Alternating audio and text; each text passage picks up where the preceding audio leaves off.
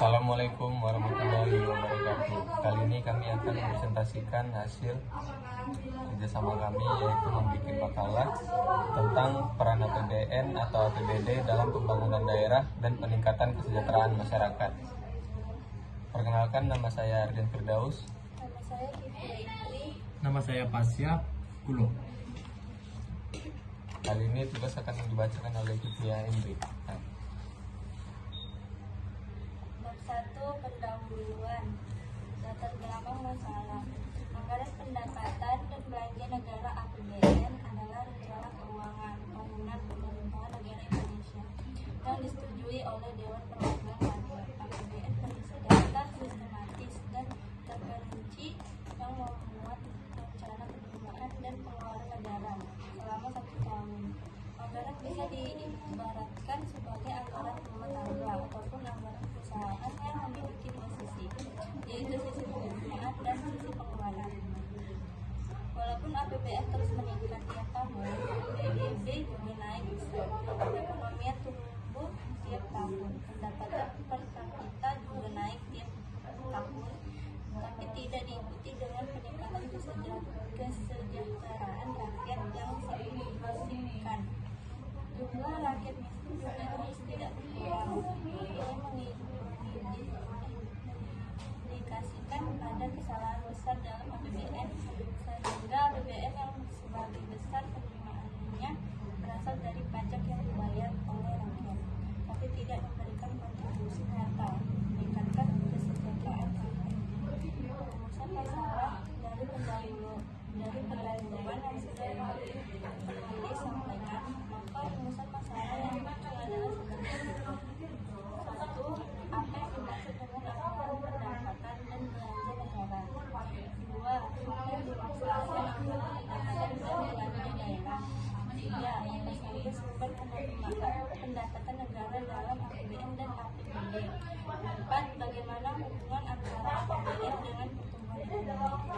Yang kelima, bagaimana proses penyusunan APBN dan APBD?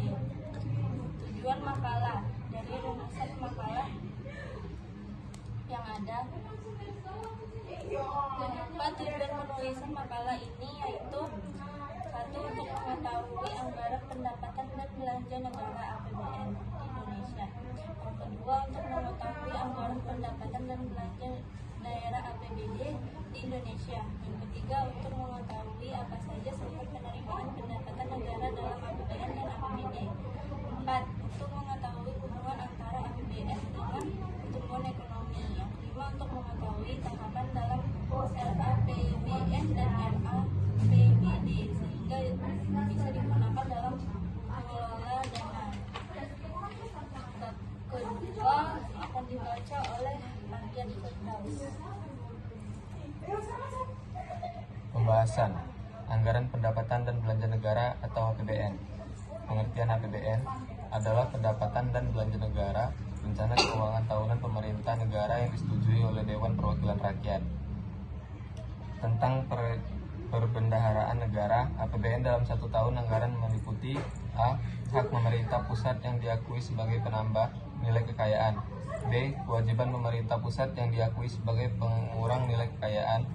C. Penerimaan yang perlu dibayar kembali dan atau pengeluaran yang akan diterima kembali, baik pada tahun anggaran yang bersangkutan maupun pada tahun-tahun anggaran berikutnya. Semua penerimaan dan pengeluaran negara dilakukan melalui rekening kas umum negara. Anggaran adalah periode pelaksana APBN selama 12 bulan sejak tahun 2000. Indonesia menggunakan tahun kalender sebagai tahun anggaran, yaitu dari tanggal 1 Januari sampai dengan tanggal 31 Desember. Sebelumnya, tahun anggaran dimulai tanggal 1 April sampai dengan 31 Maret tahun berikutnya. Penggunaan tahun kalender sebagai tahun anggaran ini kemudian dikukuhkan dalam UU Keuangan Negara dan UU Pembendaharaan Negara. Sebagaimana ditegaskan dalam bagian penjelasan, anggaran adalah alat akuntabilitas, manajemen, dan kebijakan ekonomi. Sebagai fungsi akuntabilitas, pengeluaran anggaran hendaknya dapat dipertanggungjawabkan dengan menunjukkan hasil atau berupa outcome atau setidaknya output dari dibelanjakannya. Dana-dana publik tersebut sebagai alat manajemen sistem penganggaran selayaknya dapat membantu aktivitas berkelanjutan untuk memperbaiki efektivitas dan efisiensi program pemerintah. Sedangkan sebagai instrumen kebijakan ekonomi, anggaran bertujuan untuk mewujudkan pertumbuhan dan stabilitas perekonomian serta pemerataan pendapatan dalam rangka mencapai tujuan bernegara.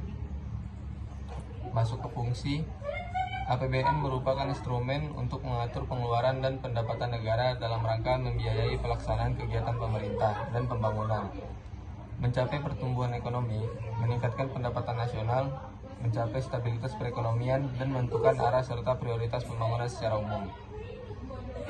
Merujuk pasal 3 ayat 4, APBN mempunyai fungsi otorisasi perencanaan, pengawasan, alokasi, distribusi, dan stabilisasi.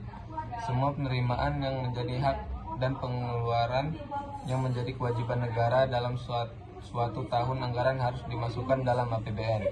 Surplus penerimaan negara dapat digunakan untuk membiayai pengeluaran negara tahun anggaran berikutnya. Fungsi otorisasi mengandung arti bahwa anggaran negara menjadi dasar untuk melaksanakan pendapatan dan belanja pada tahun yang bersangkutan. Dengan demikian, pembelanjaan atau pendapatan dapat dipertanggungjawabkan kepada rakyat. Fungsi perencanaan mengandung arti bahwa anggaran negara dapat menjadi pedoman bagi negara untuk merencanakan kegiatan pada tahun tersebut. Bila suatu pembelanjaan telah direncanakan sebelumnya, maka negara dapat membuat rencana-rencana untuk mendukung pembelanjaan tersebut. Misalnya, telah direncanakan dan dianggarkan akan membangun proyek pembangunan jalan dengan nilai sekian miliar. Maka pemerintah dapat mengambil tindakan untuk mempersiapkan proyek tersebut agar bisa berjalan dengan lancar. Fungsi pengawasan berarti anggaran negara harus menjadi pedoman untuk menilai apakah kegiatan penyelenggaraan pemerintah negara sesuai dengan ketentuan yang telah ditetapkan.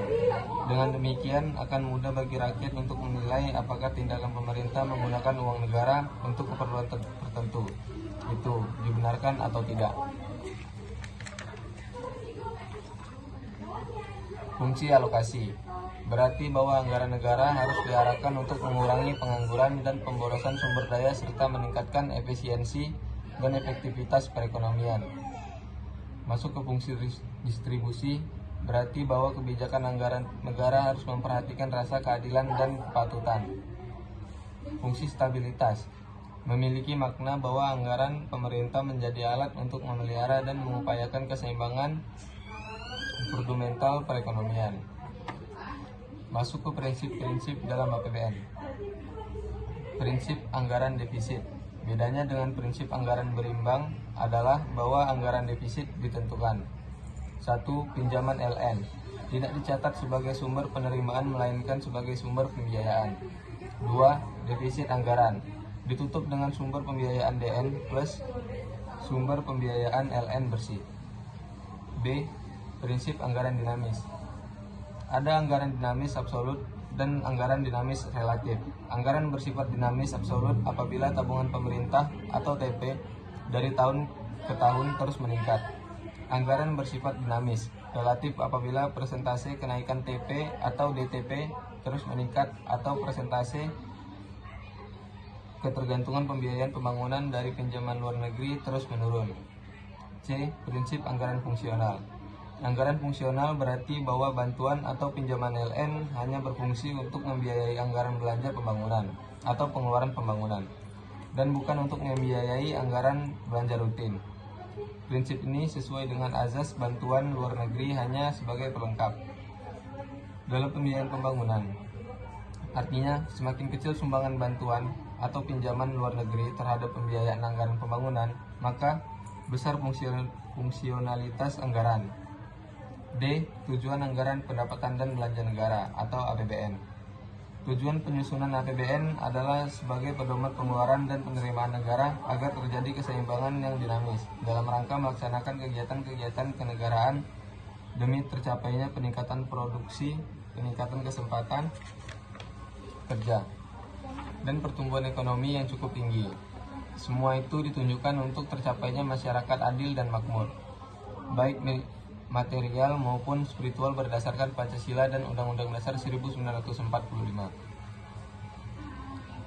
Struktur dan komponen anggaran pendapatan dan belanja negara atau APBN. 1. Pendapatan negara dan hibah. Pendapatan negara adalah penambahan nilai kekayaan bersih dalam sebuah negara. 2. Belanja negara. Belanja negara adalah pengurangan nilai kekayaan bersih dari suatu negara oleh pemerintah dalam periode tertentu. 3. Keseimbangan primer APBN. Keseimbangan primer adalah jumlah pendapatan negara dikurangi belanja negara di luar pembayaran bunga utang. Pemerintah dianggap berhasil apabila jumlah pendapatan negara lebih besar daripada belanja negara. 4. Surplus atau defisit anggaran APBN. Surplus anggaran adalah keadaan di mana pendapatan negara lebih besar daripada belanja negara. 5. Pembiayaan APBN. Pembiayaan adalah setiap yang dibayarkan kembali atau pengeluaran yang akan diterima kembali, baik pada tahun anggaran yang bersangkutan maupun pada tahun anggaran berikutnya. Anggaran pendapatan dan belanja daerah atau APBD. Pengertian APBD, anggaran pendapatan dan belanja daerah, adalah suatu daftar yang secara sistematis membuat sumber-sumber penerimaan daerah dan alokasi pengeluaran daerah dalam jangka waktu tertentu, atau biasanya 1 tahun. Periode APBD sama dengan APBN, yaitu dari 1 Januari sampai dengan 31 Desember. Fungsi anggaran pendapatan dan belanja daerah. Anggaran pendapatan dan belanja daerah mempunyai fungsi yang sama dengan anggaran pendapatan dan belanja negara yang sudah dijelaskan sebelumnya. Di antaranya yaitu A. Fungsi stabilisasi, B. Fungsi alokasi, C. Fungsi distribusi, D. Fungsi regulasi. Berdasarkan Undang-Undang 1945 ayat 1, 2, dan 3, pemerintah wajib menyusun APBN. Sebelum menjadi APBN, pemerintah menyusun rancangan anggaran pendapatan dan belanja negara atau RAPBN. Pembangunan daerah sebagai bagian integral dari pembangunan dilaksanakan berdasarkan prinsip otonomi daerah dan pengaturan sumber daya nasional. Hal ini dimaksud agar memberikan kesempatan bagi peningkatan demokrasi dan kinerja daerah untuk meningkatkan kesejahteraan masyarakat. Penyelenggaraan pemerintah daerah sebagai subsistem pemerintah negara dimaksud untuk meningkatkan daya guna dan hasil guna penyelenggara pemerintah dan pelayanan masyarakat secara umum. Masuk ke bab 3 yang akan dibacakan oleh Pasya dulu.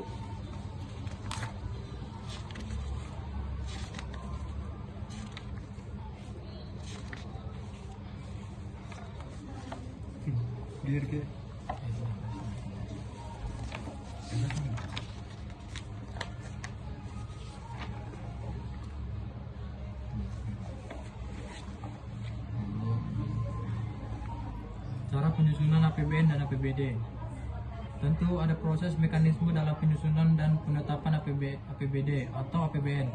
Ketika dengan mempelajari hal ini, maka kita bila ternyata mekanisme yang dilakukan tidak sesuai, maka kita bisa mengetahuinya dan bisa melakukan protes ke pemerintah, baik itu pemerintah daerah ataupun pemerintah pusat.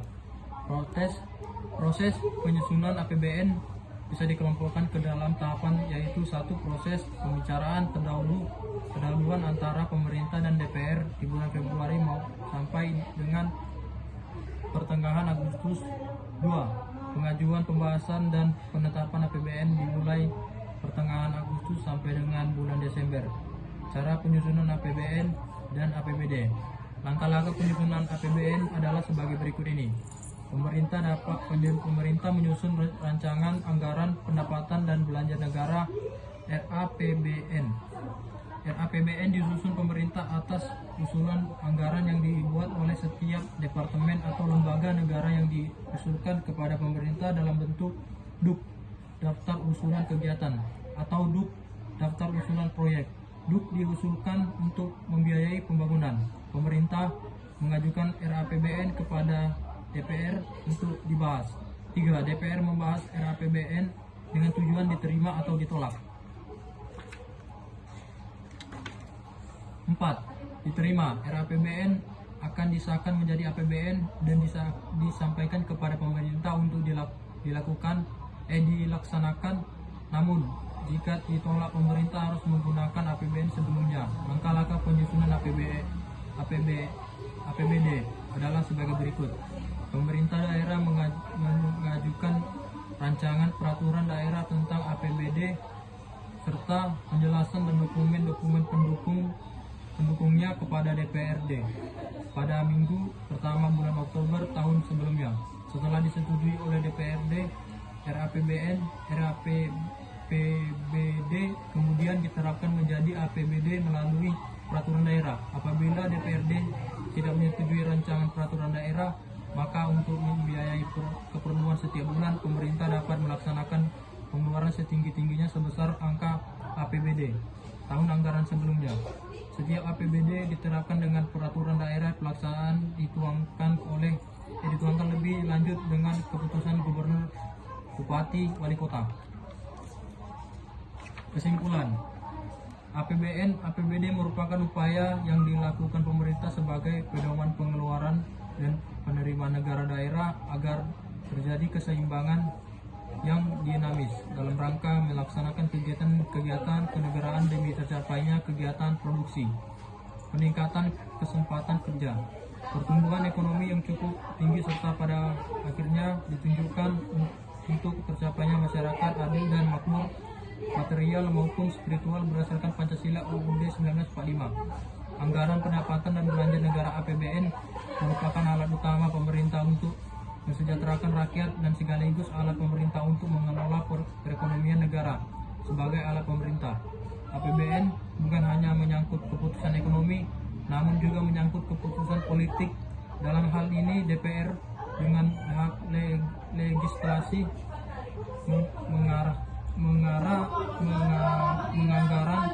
penganggaran dan pengawasan yang dimilikinya perlu lebih berperan dalam mengawal APBN, sehingga APBN benar-benar dapat secara efektif menjadi instrumen untuk mensejahterakan rakyat dan mengelola perekonomian negara dengan baik. APBN dan pertumbuhan ekonomi merupakan dua hal yang tidak bisa dipisahkan. Alokasi dana terdapat di dalam APBN digunakan untuk pembangunan. Dengan adanya biaya pembangunan ekonomi akan tercapai pertumbuhan ekonomi.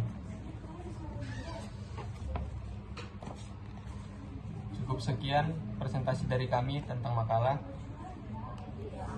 Wassalamualaikum warahmatullahi wabarakatuh.